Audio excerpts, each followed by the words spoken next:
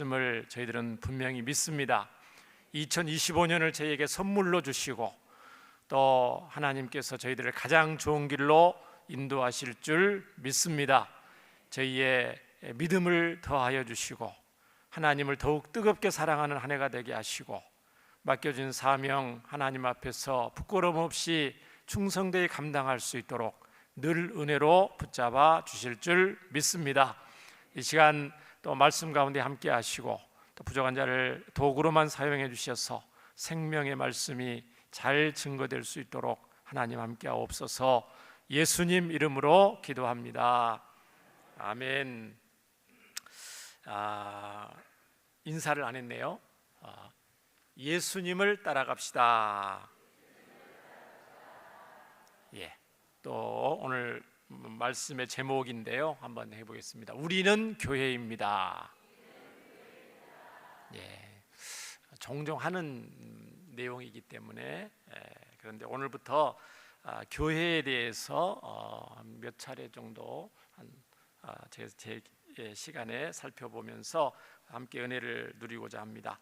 이 교회라는 말은 너무나 익숙한 말이기 때문에 우리 저와 여러분에게, 그런데 가장 잘 못하고 있는 우리 신앙생활의 가장 취약한 부분이 이 교회에 대한 이해, 또 교회에 대한 어떤 실천이 아닌가 싶습니다. 우리가 교회라는 우리 한글말로 교회라는 이렇게 할 때 여러 의미를 쓸 수가 있는데 크게 두 가지 의미가 있습니다. 자, 대표적으로 여러분이 예배드리러 교회에 간다 이렇게 말을 쓰죠. 그때 이 교회는 예배드리는 장소로서의 교회입니다. 그렇죠? 우리는 교회입니다라는 그 의미와 예배드리러 교회 갑니다, 똑같이 교회지만 의미가 다르다는 것이죠.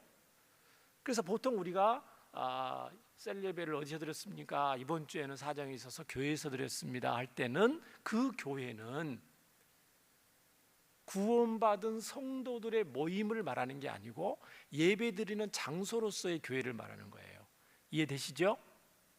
그러나 성경에서 말하는 이 교회의 가장 중요한 뜻은 구원받는 성도들, 이걸 더 줄이면 그냥 성도들을 복수를 말하면 교회가 되는 거예요.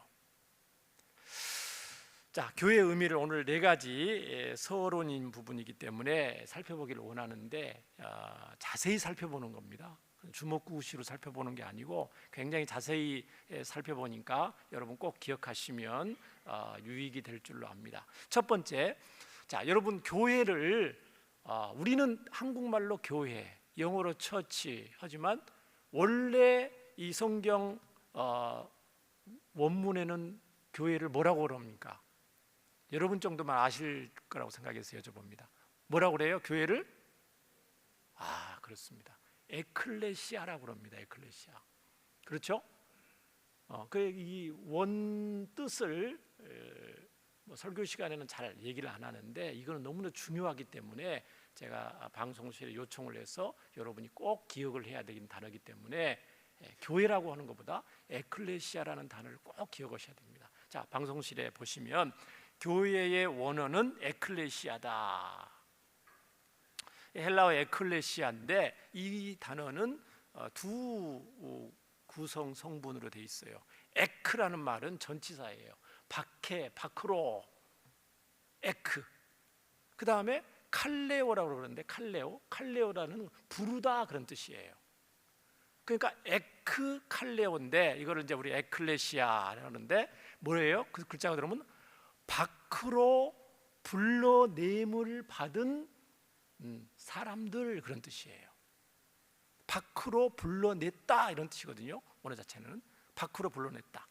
자, 이 한번 따라서 해볼래요? 에클레시아, 에크, 칼레오, 밖으로 불러냄을 받았다 그런 뜻이거든요.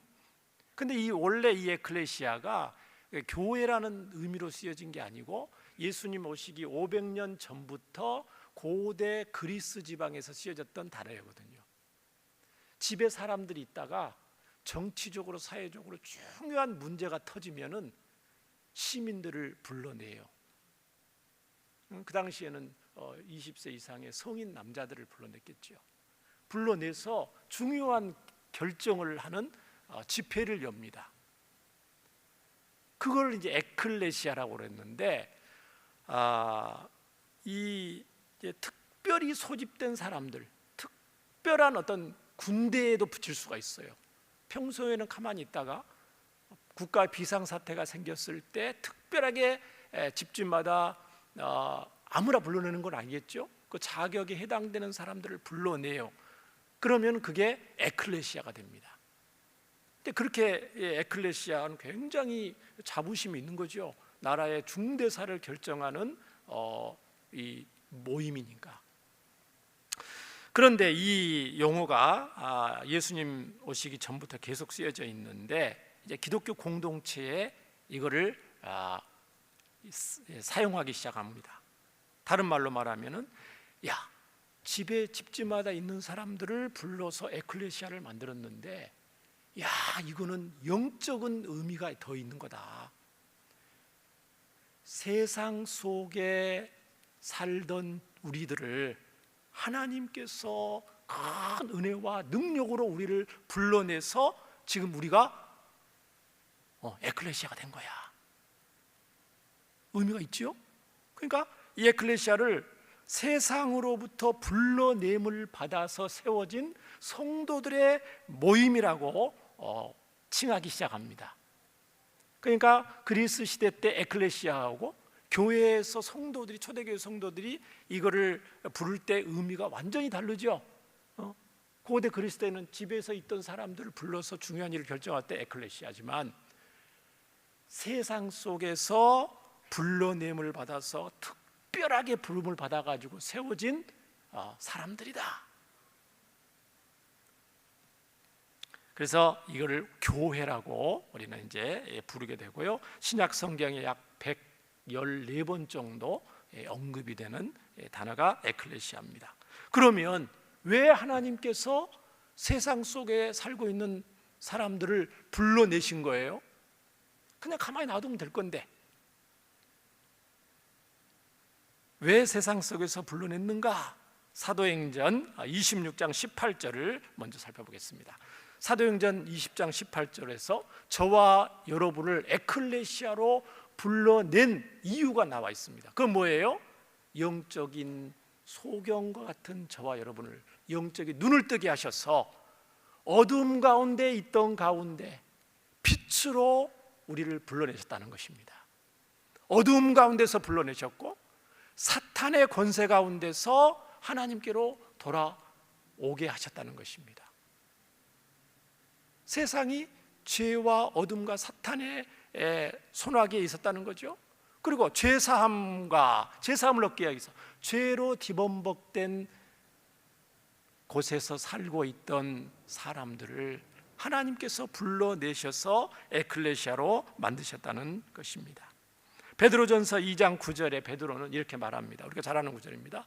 자, 이 에클레시아를 뭐라고 말하냐면은 너희는 복수잖아요. 교회를 말하는 거거든요. 성도들 한 사람 한 사람의 모임. 너희는 택하신 족속, 왕 같은 제사장, 거룩한 나라, 그의 소유한 백성인데 어떤 상태였어요? 세상 속에서 어두움 가운데 헤매고 있던 너희들을 불러냈다. 에크칼레오, 불러내서 교회로 삼아주셨다는 거예요. 그래서 하나님의 귀한 빛에 들어가게 하셨다. 빛의 자녀 삼아주셨다는 거죠. 얼마나 감격스럽는가 이렇게 말을 하고 있습니다. 성경에 이런 내용이 굉장히 많은데요, 이 세상 속에서 불러낸 사람들을 저는 성경에 시편에 보면은 시편 20편 4절, 40편 2절에 이런 구절이 있어요. 나를 기가 막힌 웅덩이와 수렁에서 나를 건져내셨다. 들어보셨어요? 시편 기자가 그렇게 말하는 거예요. 인생을 사는데 어떻게 내가 그렇게 기가 막힌 웅덩이와 수렁에 빠져 있었는고, 그 교묘한 웅덩이와 수렁에서 빠졌기 때문에 도저히 홀로 힘으로는 나올 수가 없는 거예요. 그런데 하나님께서 나를 기가 막힐 웅덩이와 수렁에서 끌어올리셨다, 이렇게 표현을 하고 있어요. 또 시편 103편 4절에 생명의 파멸에서 구속하셨다. 이사야 선지자 이렇게 말합니다. 멸망의 구덩이에서 하나님의 백성들을 건져내셨다, 이런 표현을 하고 있습니다. 죄와 죽음과 사탄의 권세 가운데서 구출하시기 위해서 저와 여러분을 불러내신 줄 믿습니다. 이 은혜가 너무너무 큰 거죠. 그렇기 때문에 하늘을 두루마리 삼고 바다를 먹물 삼아서 기록해도 이 은혜를 다 기록할 수 없고, 밤낮 불러서 찬송을 드려도 늘 어때요? 아쉬운 마음뿐일세. 이렇게 가사를 지어서 찬송하는 찬송가도 있습니다. 그러면은 자, 세상 속에서 불러내셨는데 그럼 누구를 불러냈어요? 이제 누구를? 에베소서 1장 3절에 보면은 하나님의 선택받은 사람들을 불러내셨다. 창세전부터 예정되고 선택된 사람들을 불러내셨다 그랬죠? 우리가 지난번에 구원에 서정하면서 오랜 시간 했었고요. 그건 하나님 편에서 그렇게 한 거예요. 그러나 우리 사람 편에서 볼 때는 어떤 사람들을 하나님이 에클레시아로 삼아주셨느냐? 오늘 마태복음 16장에 너희는 나를 누구라 하느냐, 예수님 제자들에게 물어보실 때 베드로가 뭐라고 했어요? 주는 그리스도시요 살아계신 하나님의 아들이십니다. 베드로와 같이 신앙 고백한 사람들을 하나님은 불러내시는 거예요. 시점은 신앙 고백 안 하고 복음을 듣고 나서 고백을 했지만 우리 편에서 보면은 그런 사람들을 베드로와 같은 신앙 고백한 사람들을 불러내셔서 에클레시아로 삼아주셨다는 것입니다. 마태복음 16장 18절에 이렇게 돼 있잖아요. 오늘 읽었던 또 내가 내게 이르노니 너는 베드로라. 내가 이 반석 위에 내 교회를 세우리니. 이 반석이라는 것은 학자들마다 견해가 있는데 베드로라는 견해도 있고 예수님이라는 견해도 있고 베드로의 신앙 고백이라는 견해도 있는데 다 의미가 있지만은 그 중에서 우리들은 베드로의 신앙 고백 위에 교회가 세웠다, 이렇게 우리가 봅니다. 근데 무슨 교회라고 그랬어요? 교회가 누구의 교회예요? 예수님이 내 교회라고 그랬어요. 내 교회. 그러니까 나의 온누리 교회라는 것입니다. 나의 성광 교회라는 것입니다. 나의 삼양 교회라는 것입니다. 이해되시죠? 그렇다고 보면은 저와 여러분은 누구 것이에요? 예수님은 저와 여러분을 내 것이라고 말해요. 내 것. 내 아들, 내 딸, 내 딸, 내 아들, 이렇게. 그러면은 당연히 우리는 예수님의 것이지요. 앞사람, 뒷사람, 옆사람 한번 해보겠습니다. 우리는 예수님의 것입니다. 우리는 소유권이 예수님께 있어요. 이거는 굉장히 또 감개무량한 것이죠. 우리의 소유권이 하나님께 있다는 것은 하나님의 특별한 보호를 받는 존재라는 것입니다. 그렇죠? 만왕의 왕이시고 만주의 주가 되시고 창조주 하나님, 시간을 창조하신 하나님, 다시 오실 예수님, 영원히 천국에서 우리와 함께 사실 그 예수님의 소유가 되어서 다스림을 받고 산다.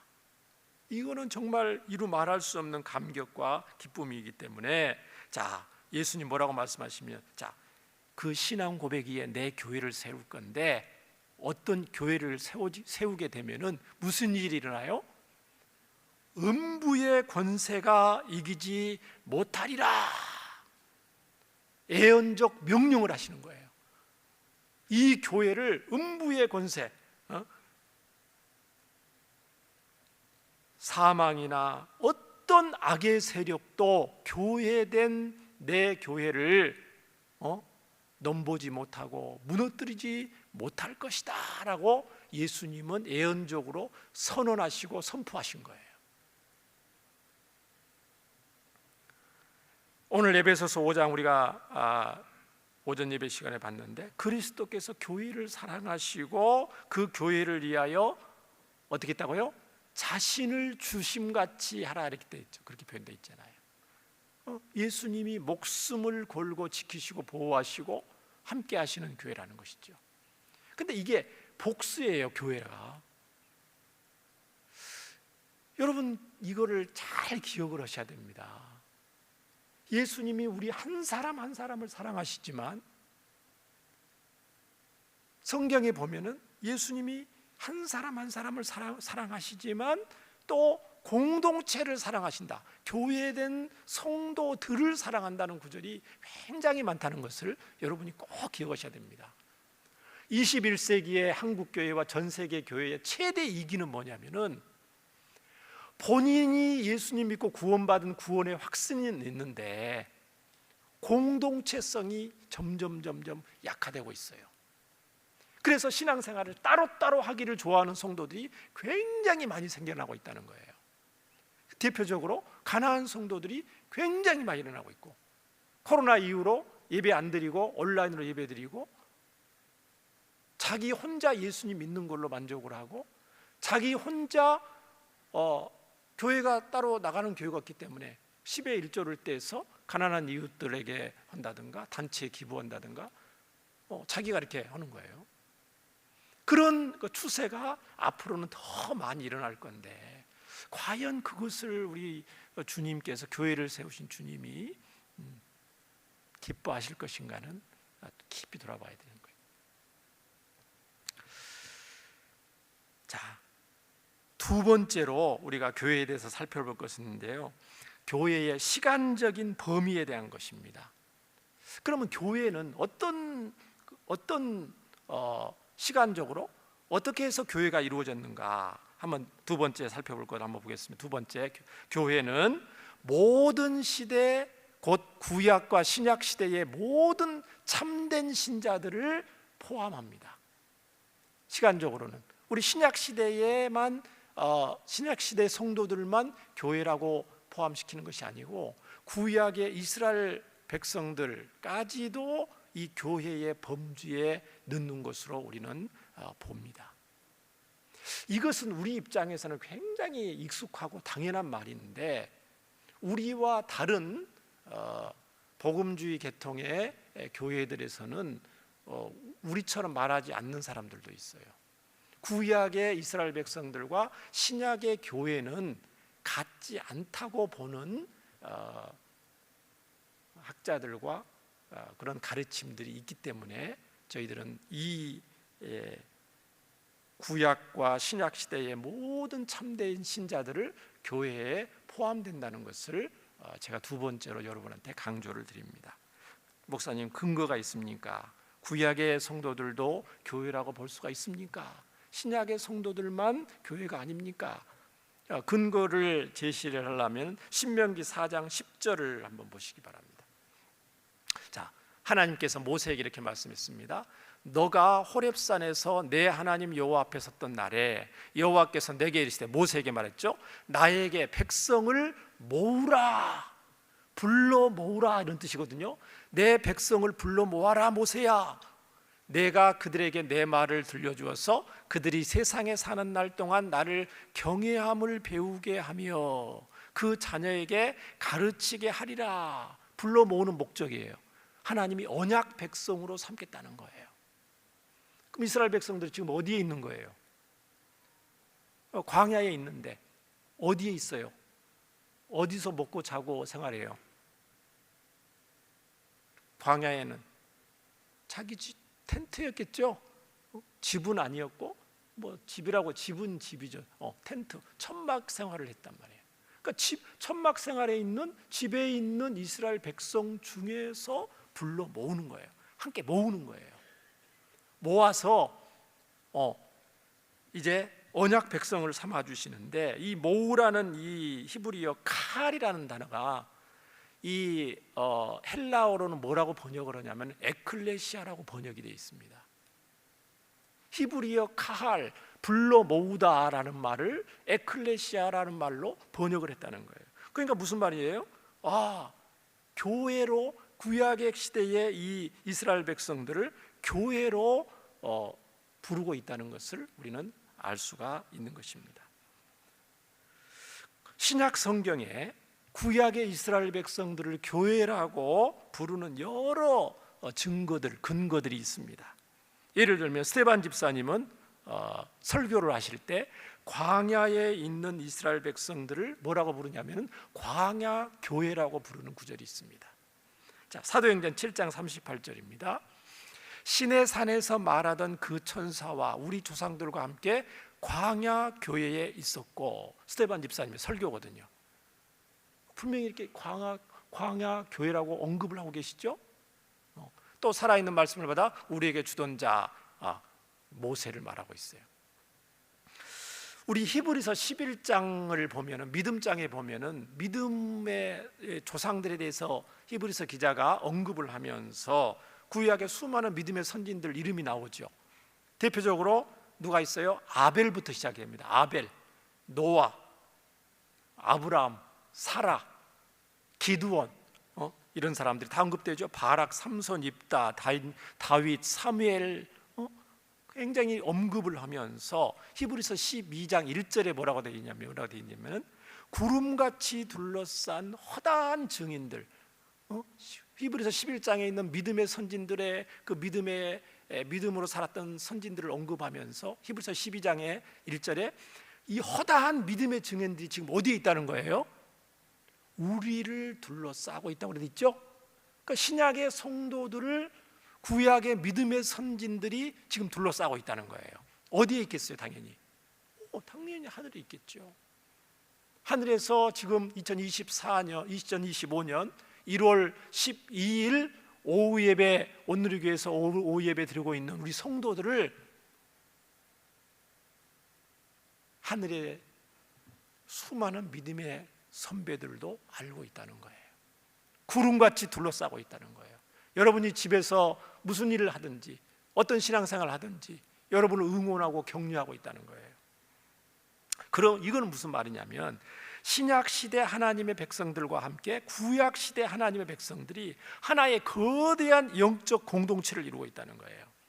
그래서 교회의 시간적인 범위는 구약 시대, 신약 시대 모든 하나님의 백성들로 이루어진다는 것이 성경의 가르침인 줄 믿습니다. 세 번째로 우리가 살펴볼 것은요, 오늘은 세 번째까지만 해야 될 것 같아요, 시간상. 교회를 이렇게 분류를 할 때 보이는 교회가 있고 보이지 않는 교회가 있습니다. 이거 들어보셨어요? 안 들어보셨어요? 교회를 분류를 할 때 교회가 뭔가를 우리가 이제 설명을 해야 되는데 보이는 교회가 있고 보이지 않는 교회가 있다. 이건 세례 교육 교재에도 나와요. 그리고 우리가 초신자들 세례 교육할 때 이걸 또 나오니까 설명을 해야 돼요. 교회는 보이는 교회. 보이는 교회는 뭐예요? 지금 제 눈에 보이는 여러분들은 전부 다 보이는 교회입니다. 예수님 믿겠다고 우리 교회에 발로 걸어와서 새가족부에 면담하고 등록하고 예배 시간에 교회 소개를 하고 교족부에 등록이 딱 되면 여러분 그 사람은 보이는 교회로서 이제 활동을 시작하게 됩니다. 그럼 보이지 않는 교회는 뭐냐? 이것은 하나님의 눈으로만 볼 수 있는 교회를 말해요. 사람의 눈으로는 우리가 다 보이고 찬양, 다윗 찬양대 다 보이지만 우리는 하나님이 아니잖아요. 하나님의 눈으로 보는 참된 성도를 보이지 않는 교회라고 그래요. 사람의 눈으로는 보이지 않는 교회. 그러면 보이는 교회가 참된 교회겠어요? 보이지 않는 교회가 참된 교회겠어요? 당연히 보이지 않는 교회가 참된 교회죠. 여러분, 이거는 지난번에도 말씀드렸기 때문에 잘 이해가 될 겁니다. 어거스틴의 말대로 지상의 교회를 다른 말로 보이는 교회라고 그래요. 보이지 않는 교회를 천상의 교회라고 그래요. 어거스틴은 뭐라고 말했냐면 지상의 교회는 혼합체이므로 보이는 교회와 보이지 않는 교회를 구별할 필요가 있다라고 말을 했습니다. 다른 말로 말해서 이 보이는 교회와 보이지 않는 교회, 하나님의 눈으로 보이는 교회는 알곡이라고 표현이 되죠. 그러니까 보이는 교회에는 뭐가 섞여 있어요?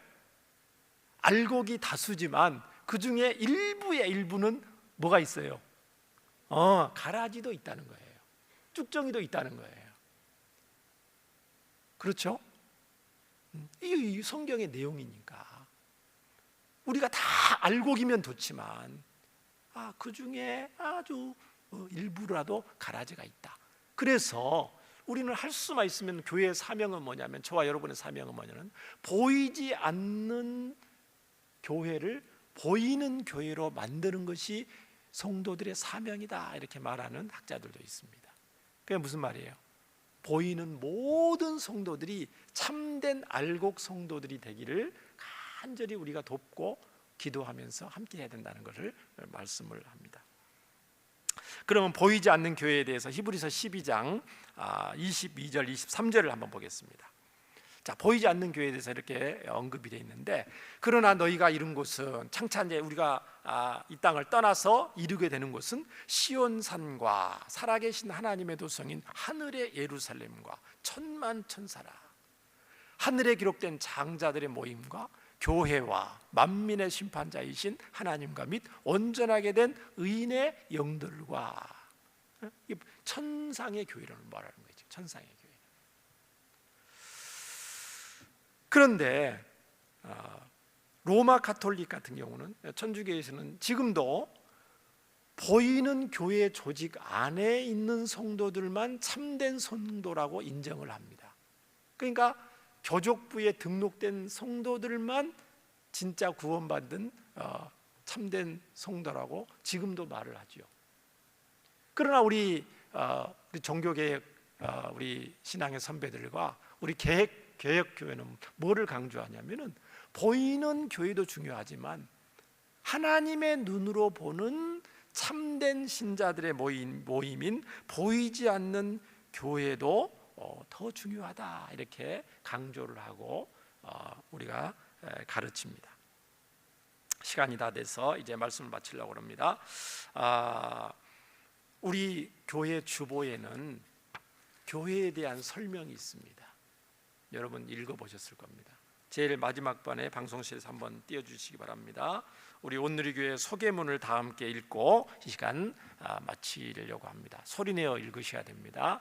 다 읽으셨겠지만은, 자, 방송실 띄워주시면, 자, 자막을 보시면서 함께 소리내어 읽겠습니다. 시작.